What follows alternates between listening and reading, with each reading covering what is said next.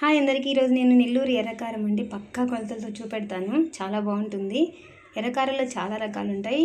ఇదైతే దోశ పైన వేసుకుంటే చాలా టేస్టీగా ఉంటుంది. అండ్ విడిగా కూడా బోండాలకి వాటికి నంచుకోవడానికి చాలా బాగుంటుంది. ఒకసారి ట్రై చేయండి. నేనైతే ఒక 3 ఉల్లిపాయలు మీడియంగా తీసుకున్నాను. ఒక 6 ఎండుమిరపకాయలు, కొంచెం చింతపండు, అంతే కొంచెం యాడ్ చేయాలి. అంతే చింతపండు కొంచెం యాడ్ చేసి తర్వాత దీంట్లో కొంచెం మామూలు మిర్చి పౌడర్ యాడ్ చేసుకోండి. అండ్ కొంచెం షుగర్, ఎందుకంటే కలర్ రావడానికి. ఇలా చేస్తే మీకు ఎర్రకారం అనేది మామూలుగా చాలా బాగుంటుంది, టేస్టీగా ఉంటుంది. కొంచెం చక్కెర వేసుకోవాలి, ఉప్పు వేసుకోవాలి. ఎలా చేయాలో మీకు చూపెడతాను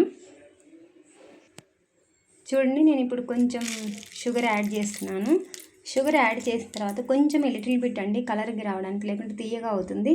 దీంట్లో కారపొడి యాడ్ చేసుకోవాలి. ఒక 2 స్పూన్లు. ఆల్రెడీ మిరపకాయలు వేసాం కదా, ఒక 6. దీంట్లో కొంచెం కారపొడి, అంతే. దీంట్లో ఉప్పు యాడ్ చేసుకుంటే మనకి రెడీ అయిపోతుంది ఎర్రకారం. నేను 2 స్పూన్లు ఉప్పు యాడ్ చేశాను. మీకు మిక్సీకి వేసిన తర్వాత చూపెడతాను. ఇదిగోండి చూడండి, నేను మిక్సీకి వేసేసాను. మీకు ఎర్రకారం చూడండి కలర్ఫుల్గా ఎంత బాగా వచ్చిందో. నేను అంతే చూడండి ఎంతో టేస్టీగా ఎర్రకారం రెడీ అయిపోయింది. నెల్లూరు ఎర్రకారం అంతేనండి. కొంచెం కచ్చాపచ్చాగా ఉండాలి. ఇప్పుడు అదేవిధంగా మీకు హోటల్ స్టైల్లో కొబ్బరి పచ్చడి చూపెడతాను చాలా ఈజీగా.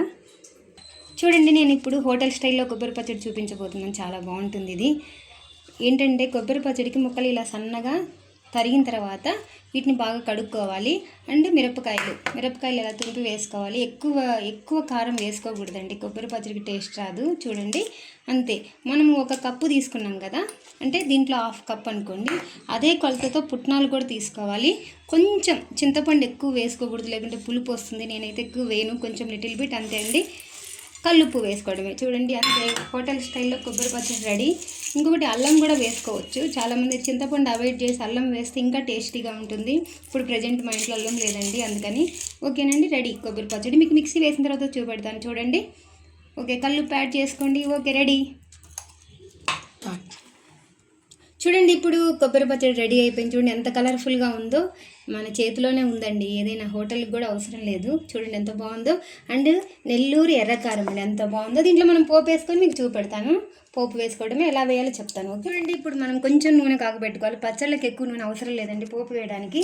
దీంట్లో మినప్పప్పు, అయ్యో సేమియా కూడా పడిపోయింది, ఆవాలు, జీలకర్ర. చూడండి, కొబ్బరి పచ్చడికి కంపల్సరీ ఎండుమిరపకాయలు వేయాలండి. ఎండుమిరపకాయ వేస్తే టేస్ట్ ఉండదు. అంతేనండి, పోపు వేసుకోవడం అంతే, రెడీ.